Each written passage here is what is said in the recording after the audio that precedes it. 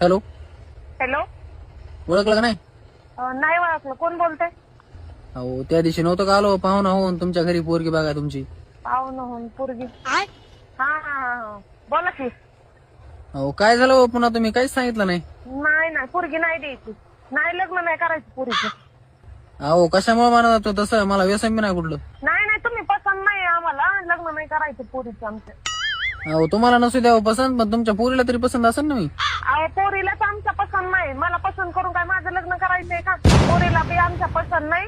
हं. पोरीला आहे मग पसंत, पण आमच्या माणसांना नाही पसंत. ते पोरीच्या मामाला विचारलं पोरगा असंच आहे.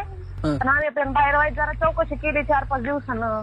लोक म्हणतात पोरग टुकारे, दारू पितंय, इकडं तिकडं पळतंय, गांजा सिगरेट ओढतंय, कामधंदा काय करत नाही, आई बापाचे जीवावर आहे ना. आम्ही करू का आमच्या एवढ्यासारख्या फुलासारख्या पोरीचं वाटू? अहो तसं नाही हो काही, मी लय चांगला माणूस आहे, फक्त मी कधी कधी 90 पेत असतोय. काय? अहो मी लय चांगला आहे म्हणलं, मी फक्त कवा 90 पेत असतोय.